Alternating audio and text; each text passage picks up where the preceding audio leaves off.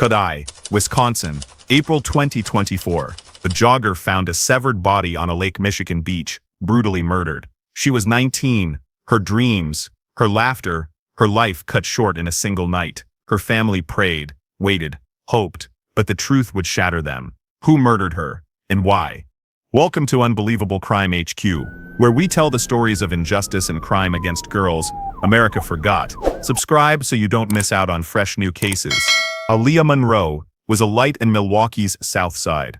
A criminal justice student at Milwaukee Area Technical College, she was weeks away from graduating, dreaming of becoming a police officer to protect her community. Raised in a tight-knit African-American family, Aaliyah carried her late father's strength in her heart. He gave her a locket when she was 10, a small silver heart she wore every day, a promise of protection. She worked late shifts at a local diner, pouring coffee with a smile that made strangers feel like family. Aaliyah was the kind of girl who made you believe in a better tomorrow.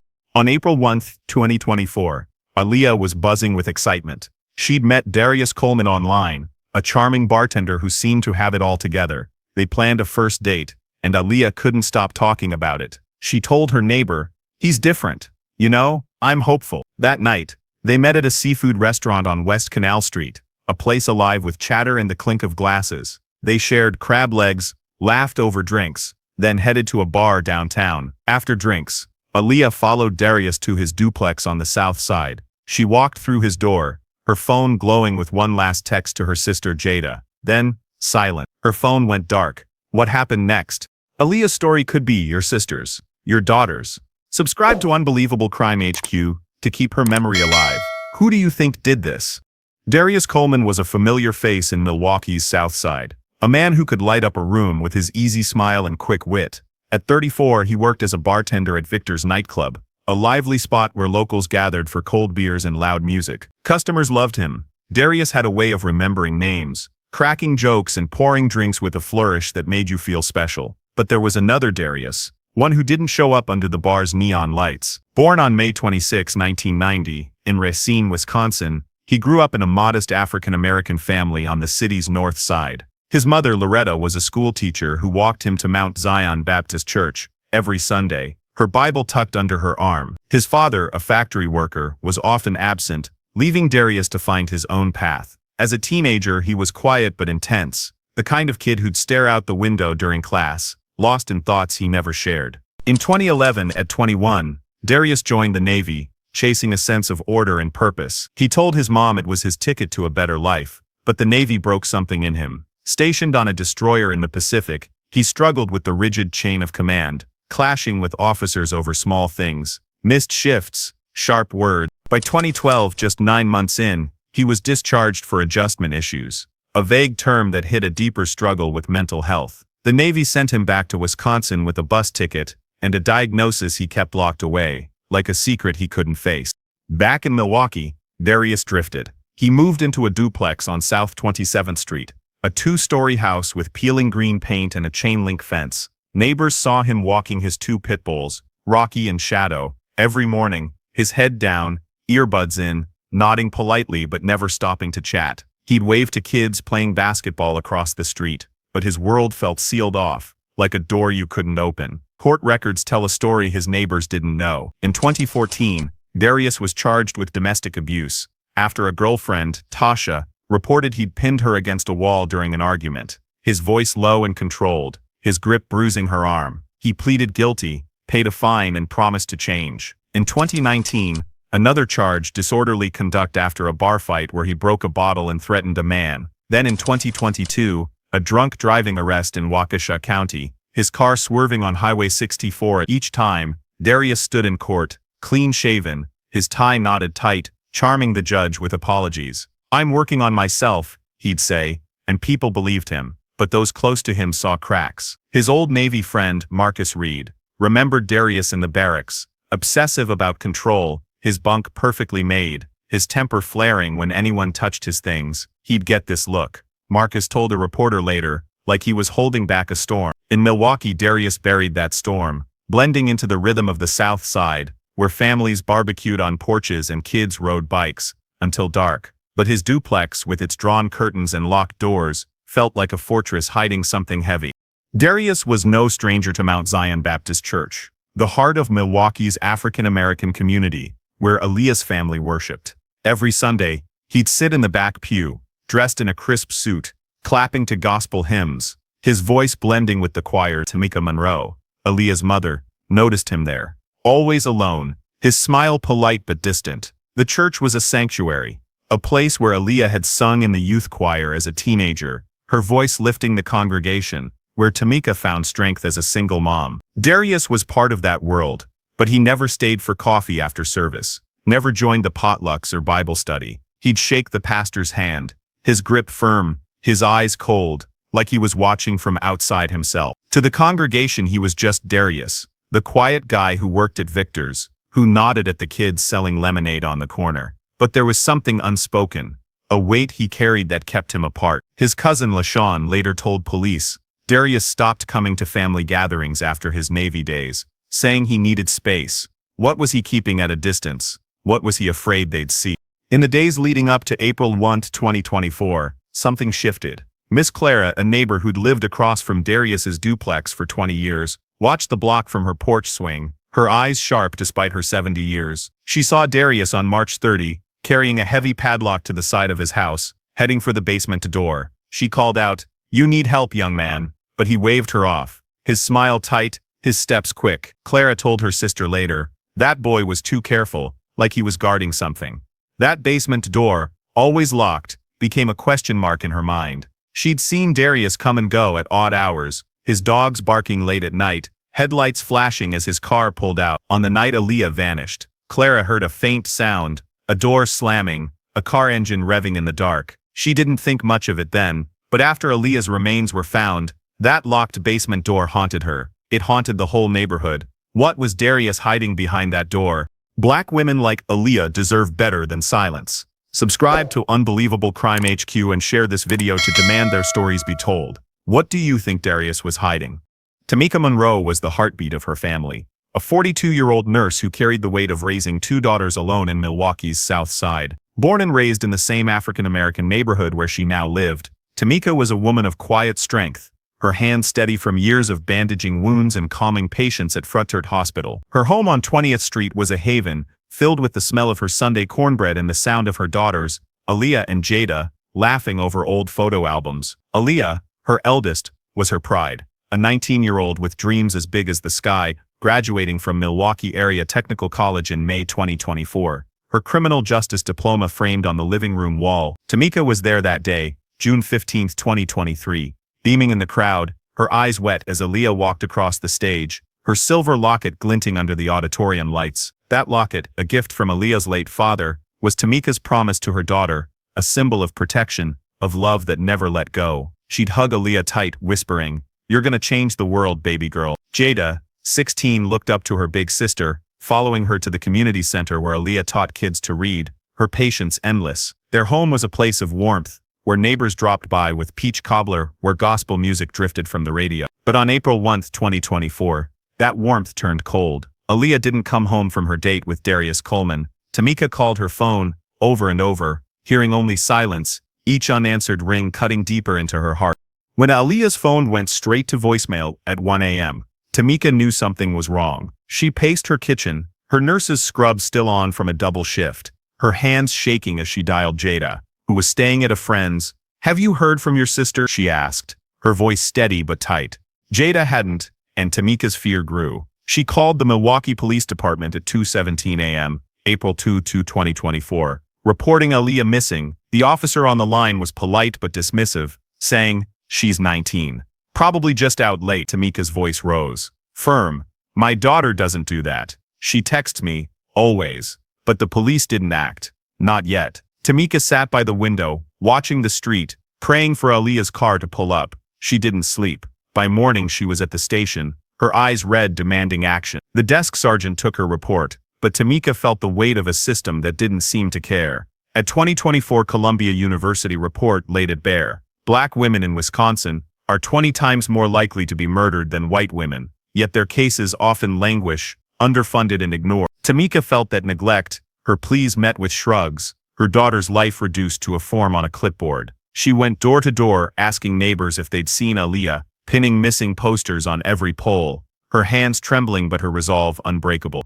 "I'm her mother," she told a reporter from the Milwaukee Journal-Sentinel. "I won't stop until I find her." One man heard her. Detective Malik Washington, a 15-year veteran of the Milwaukee Police Department, was an African-American father himself, his own daughter just a year younger than Aaliyah. He'd grown up in the same South Side streets, knew the sting of a system that overlooked black families. Malik was frustrated by his department's budget cuts. Fewer officers, fewer resources, cases piling up. In 2023, Milwaukee's police budget was slashed by 10%, leaving missing persons cases, like Aaliyah's, understaffed, as reported by Wisconsin Watch. Malik took Tamika's hand at the station, looked her in the eye and said, "I'm with you, Miss Monroe. We'll find her." He started digging, pulling Aaliyah's phone records, tracking her last known location to Darius Coleman's duplex. Malik's gut told him this wasn't a runaway case. He visited Tamika's home, sat at her kitchen table, listening as she described Aaliyah's dreams, her locket, her heart. He promised to push harder, even as his superiors told him to focus on higher priority cases. Tamika's strength moved him, her love for Aaliyah a fire that wouldn't dim. On April 5, 2024, Malik called Tamika to the station. They sat in a small room, the air heavy with the hum of fluorescent lights. He slid an evidence bag across the table, and Tamika's breath caught. Inside was Aaliyah's silver locket, found near Warnemont Park, where her remains were discovered days earlier. Tamika touched the bag, her fingers tracing the heart-shaped outline, tears falling. Was this a clue to her daughter's fate, or was it the last piece of Aaliyah she'd ever hold? The locket, once a symbol of protection, now carried a question that burned in Tamika's chest. What happened to her baby girl? Tamika's pain is real, and black mothers deserve answers. Subscribe to Unbelievable Crime HQ to stand with her. Share this video to raise awareness. What does Aaliyah's locket mean to you? On April 20, 2024, the quiet of Warnemont Park in Cudahy, Wisconsin was shattered. A jogger, out for her morning run along Lake Michigan's shore, stopped cold when she saw it. A human leg severed at the hip, lying in the sand near the water's edge. Milwaukee County Sheriff's Office records confirmed the grim discovery, identified through DNA as belonging to Aaliyah Monroe, the 19-year-old who vanished after her date the night before. The leg, described in a criminal complaint as sawn off, sent a chill through the investigation. Detective Malik Washington was on the scene by 8 a.m., his boots sinking into the damp sand as he studied the evidence. He'd seen too many cases, but this one hit different. Aaliyah was a daughter of his community, a young black woman with dreams of justice, now reduced to a fragment on a beach. Malik's notepad filled quickly. Surveillance footage from a nearby Milwaukee County Transit System bus caught a man matching Darius Coleman's description near Aaliyah's car, a 2018 Honda Civic, just before it was set ablaze on the city's north side at 5:47 a.m. On April, phone records, pulled from Aaliyah's provider, showed her device pinging near Darius's duplex at 11:32 p.m. on April 1, then moving across Milwaukee, stopping at Warnemont Park by 2:15 a.m. Malik muttered to his partner, "The pieces don't add up yet, but they all point to one man." The fire, the footage, the phone data, they were threads in a web, and Darius was at the center. As news of Aaliyah's remains spread, Milwaukee's African-American community gathered in grief and defiance. On April 3, Mount Zion Baptist Church opened its doors for a vigil, the pews packed with neighbors, friends, and strangers who'd seen Aaliyah's missing posters. Tamika Monroe stood at the front, her voice steady but raw, saying, "My baby was more than a headline, she was our future." The congregation sang Amazing Grace, their voices carrying into the night a prayer for Aaliyah's soul. By April 6, a mural rose on a brick wall near 20th Street, painted by local artist Keisha Brown. It showed Aaliyah's face, her smile wide, her locket gleaming, with the words, "Forever Our Light" in bold pink letters. Tamika, sleepless but unyielding, founded Aaliyah's Light, a grassroots group to advocate for missing black girls, inspired by real efforts like those of Sade Robinson's family, as reported by Capital B News. She spoke at a community meeting, her hands clutching a photo of Aaliyah, demanding better police response. "We prayed for Aaliyah every Sunday," said Miss Clara, the neighbor who'd seen Darius's locked basement door. "Now we pray for answers." Malik pushed the investigation forward, his desk piled with reports, his phone buzzing with tips from neighbors. On April 4, a search of Darius's duplex turned up more than they expected. In the basement, behind that heavy padlock Miss Clara had noticed, forensic teams found traces of blood on the concrete floor. The Milwaukee County Medical Examiner's lab ran tests, And the results stunned Malik. The blood wasn't Aaliyah's, it belonged to someone else. Unidentified. Raising a question that tightened his chest, he sat in his car outside the station, staring at the evidence log, the weight of it sinking in. Was Darius hiding more than one crime? Aaliyah's community fights for her. Will you? Subscribe to Unbelievable Crime HQ, and share this video to honor black girls lost too soon. Whose blood was in that basement? Darius Coleman's life was a puzzle, with missing pieces. A 2012 Navy report, obtained through a Freedom of Information Act request, noted Darius's adjustment issues and frequent conflicts with superiors. One incident stood out. During a late-night drill, he snapped at a petty officer, his voice sharp. "I'm not your puppet." His bunkmate, Marcus Reed, later told investigators Darius would sit alone, staring at his locker, muttering, "Nobody leaves me again." That phrase stuck with Marcus, a hint of the control Darius craved. Discharged after 9 months, Darius came home to Milwaukee in 2012, carrying a weight he never unpacked. He buried his trauma, but it showed in flashes: his tight grip on a girlfriend's arm in 2014, his cold stare in a 2022 bar fight. When he met Aaliyah Monroe online in March 2024, something shifted. Their chats, recovered from Aaliyah's phone, showed Darius's charm at first. Funny stories, compliments about her smile. But by late March, his messages grew intense, pressing for a date, asking where she was, who she was with. A friend of Aaliyah's, Keisha, later told police Darius sent 17 texts in one night, saying things like, "You're mine now, right?" Aaliyah laughed it off, but Darius's need to control was growing, a storm building behind his easy smile. On April 1, 2024, Aaliyah stepped into Darius's world. Unaware of the danger waiting, she was excited for their first date. Her heart light as she got ready at home, curling her hair, picking out a pink dress to match her favorite color. At 7 p.m., they met at Harbor House, a seafood restaurant on Milwaukee's lakefront, where the air smelled of fried shrimp, and the hum of conversation filled the space. Aaliyah laughed as Darius told stories about his bartending days, his charm pulling her in. They shared a plate of crab legs, the butter dripping as they talked about music and dreams.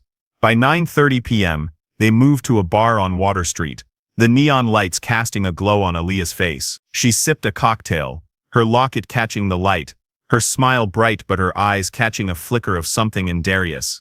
A bartender later told police, Aaliyah seemed happy but glanced at her phone often, like she was checking the time. Around 11 p.m., Darius suggested they head to his duplex on South 27th Street, just a short drive away. Aaliyah hesitated, her gut whispering something was off, but she trusted her heart, thinking, "He's been so nice. What's the harm?" They walked into his home, the door clicking shut behind them. Her phone sent one last text to her sister Jada, at 11:32 p.m. "Having fun, home soon." Then, at midnight, her phone went dark, its signal lost, according to Verizon records later obtained by police. The night grew quiet, but the South Side wasn't asleep. Miss Clara, the neighbor across from Darius's duplex, was up late, sipping tea on her porch. Around 1:15 a.m., on April 2, she heard a car engine roar to life, the sound sharp in the still night. She peered out, seeing headlights flash from Darius's driveway, his black Chevy Impala pulling out fast. Clara didn't think much of it then. She'd seen Darius come and go at odd hours before, but when news broke of Aaliyah's remains in Warnemont Park, that sound haunted her. She told a Milwaukee Journal-Sentinel reporter, "It was like he was rushing somewhere, like he had to hide something." Was Darius covering his tracks? Aaliyah trusted the wrong person. Don't let her story fade. Subscribe to Unbelievable Crime HQ and share her truth. Where was Darius going that night? On April 4, 2024, the Milwaukee Police Department moved in on Darius Coleman's duplex on South 27th Street, their squad cars lining the block at 6:43 a.m. Detective Malik Washington led the team, his mind fixed on Aaliyah Monroe's face from the mural on 20th Street. Surveillance footage from a Milwaukee County Transit System bus had sealed it. Darius caught on camera near Aaliyah's burned 2018 Honda Civic at 5:47 a.m. on April 2. Just hours after her phone went dark. The footage, grainy but clear enough, showed a man in a dark hoodie, his build matching Darius's, standing by the car as flames licked the night sky. Phone records backed it up. Aaliyah's device pinged at Darius's address at 11:32 p.m. on April 1, then moved to Warnemont Park, where her remains were found. As officers knocked, Darius opened the door, his eyes calm but his hands twitching. "What's this about?" he asked, his voice steady, like he'd been expecting them. Malik didn't flinch. They cuffed him, read his rights, and took him downtown. In the interrogation room at the Milwaukee County Safety Building, Malik sat across from Darius, the air thick with tension. "You were with her, Darius," Malik said, sliding Aaliyah's photo across the table. "What happened?" Darius leaned back, his face blank, and said, "I don't know what you're talking about. She left my place, said she was going home." But his phone told a different story. Investigators found photos timed on April 2, showing Aaliyah's locket on his coffee table, her pink purse in the background. Items she'd never leave behind. Malik's voice stayed firm. "I won't let another black girl's case go cold." Darius looked away, his silence louder than any confession. At the Milwaukee County Courthouse, Darius's defense team spun a different tale. On April 10, during a preliminary hearing covered by WSN 12 News, his lawyer argued Darius was a victim of circumstance, a man haunted by his past. They pointed to his 2012 Navy discharge for mental health issues, citing a Veterans Affairs report that described Darius's struggles with anxiety and control after his brief service. "This is a man who's been failed by the system," his lawyer said, claiming the evidence was shaky. No direct DNA tied Darius to Aaliyah's remains. They painted him as a loner, not a killer, someone whose life unraveled after the military, leading to minor run-ins like his 2014 domestic abuse charge and 2022 drunk driving arrest. The lawyer's words hung heavy. Darius Coleman is no monster, he's a man broken by his past. But Tamika Monroe, watching from the courtroom's back row, clutched Jada's hand, her heart rejecting every word. Was Darius a product of trauma, or had he chosen to take Aaliyah's life? The question lingered, splitting the community. Some neighbors whispered about his troubled eyes, while others, like his cousin LaShawn, insisted to Fox 6 News, "He's not capable of that. He's got a good heart." Malik, poring over case files at night, wondered what drove a man to such an act, his own daughter's face flashing in his mind.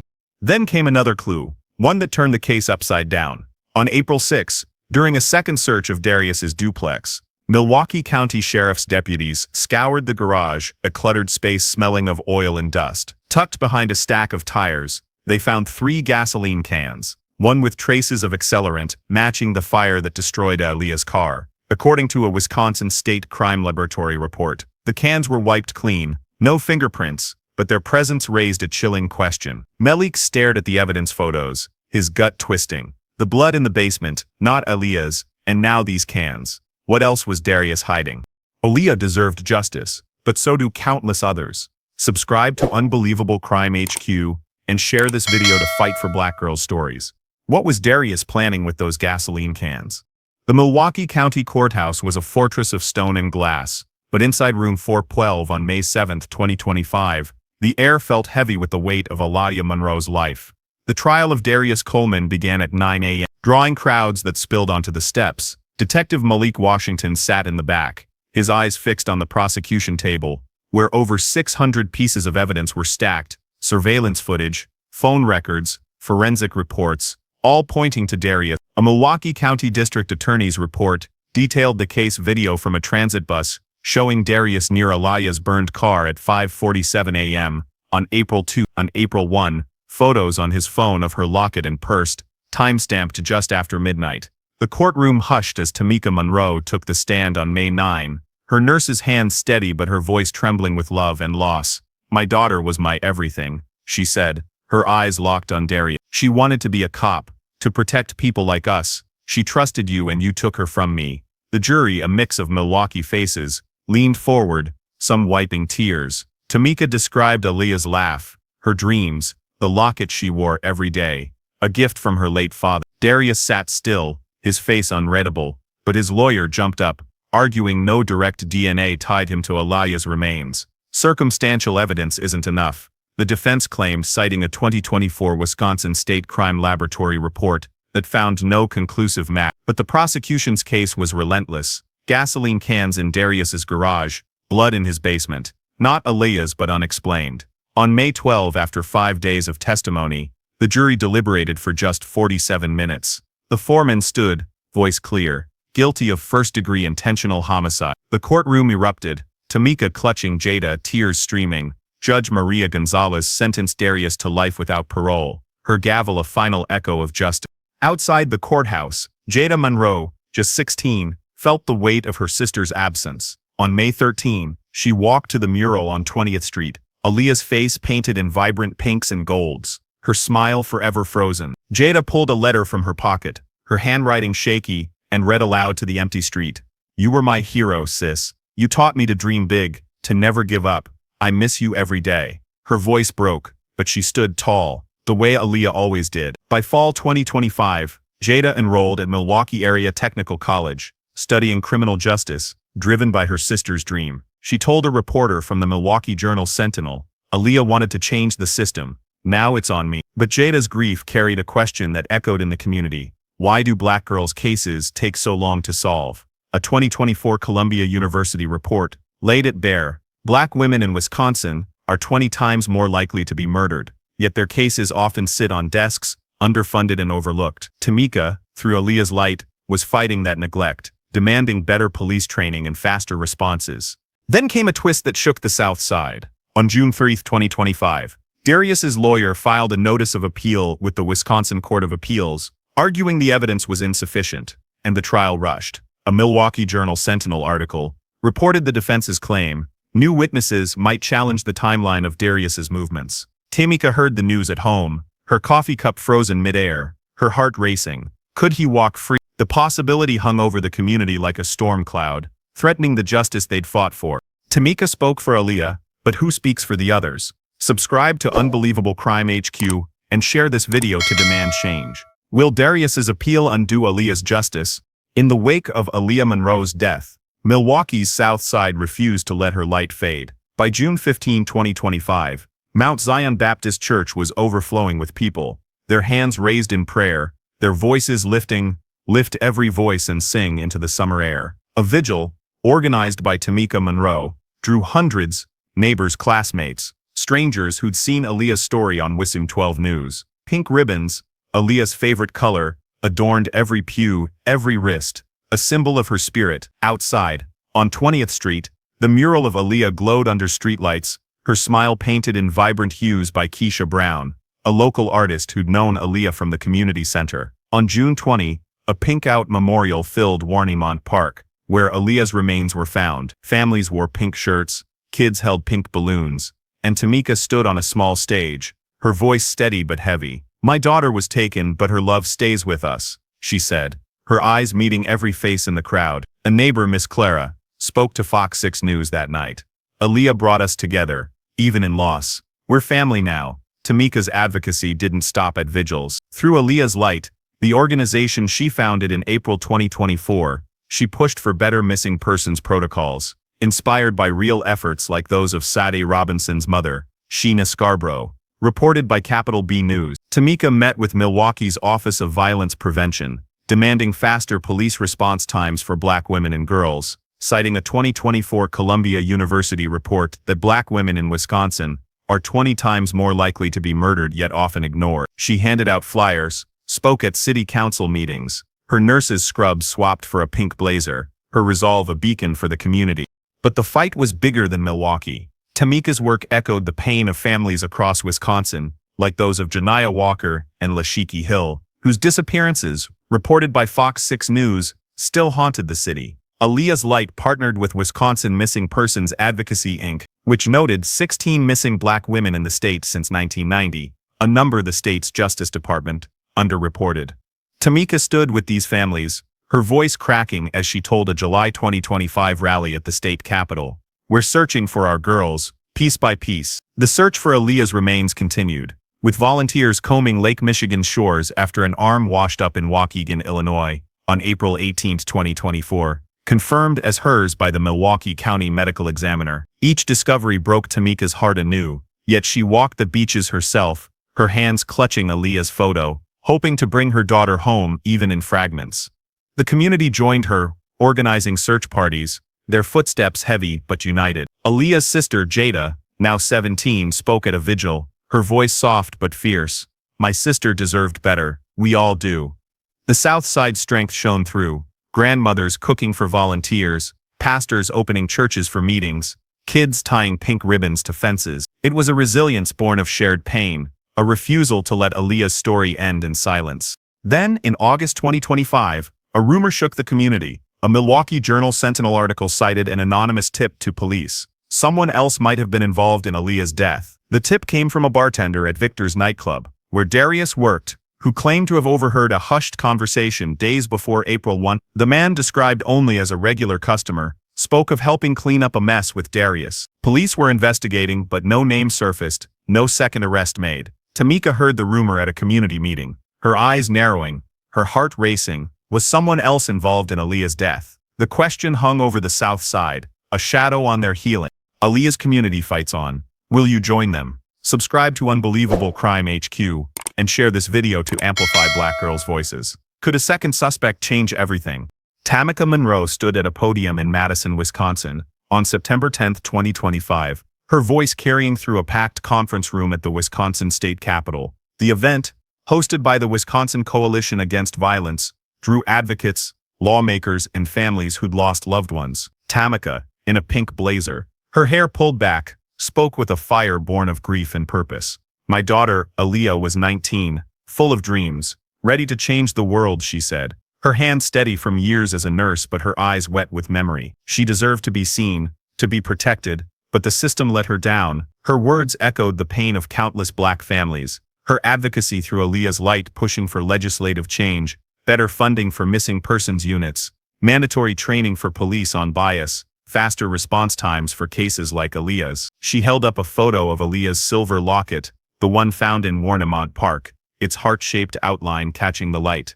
This was her father's gift, a promise to keep her safe, Tamika said, her voice breaking. Her light still guides us. The room fell silent, some attendees clutching their own daughter's hands, others nodding, their own losses mirrored in her words. Tamika's fight, reported by the Milwaukee Journal-Sentinel, had already sparked a proposed bill in the Wisconsin State Assembly, inspired by real efforts like those for Sade Robinson, to prioritize cases of missing Black women and girls. Tamika wasn't just mourning, she was rebuilding a system that failed her daughter. But the fight wasn't just about laws. It was about a community's refusal to forget. Back on Milwaukee's South Side, the mural on 20th Street stood as a testament to Aaliyah's spirit. Repainted in August 2025 with fresh colors after rain faded its edges. Neighbors left flowers and notes. One reading, "Aaliyah, you're still with us." Jada, now 17, visited daily, her criminal justice textbooks tucked under her arm, her sister's dream fueling her own. The systemic neglect Tamika fought against was stark. A 2024 Columbia University report noted Black women in Wisconsin are 20 times more likely to be murdered, yet their cases often languish, understaffed and underfunded. Families like those of Janiyah Walker, missing since 2022, and Lashiki Hill, still unaccounted for, shared Tamika's pain, their stories barely covered by local news. The question hung heavy. How do we protect the next Aaliyah? How do we fix a system that fails Black women? It wasn't just Milwaukee's problem, it was America's. Volunteers still searched Lake Michigan's shores for Aaliyah's remaining remains, each discovery a fresh wound. Yet Tamika joined them, her strength a beacon. She told WISN 12 News, "I'll never stop looking for my baby. Every piece matters." Her resolve was a call to action, a demand that Black girls be seen, not forgotten. Aaliyah Monroe's story isn't just a tragedy, it's a call to fight for every Black girl lost. Subscribe to Unbelievable Crime HQ to honor her legacy. Share this video to demand justice for the forgotten. How can we stop another Aaliyah from vanishing? Stay tuned for our next case, where another Black woman's story demands to be heard. Don't let their voices fade.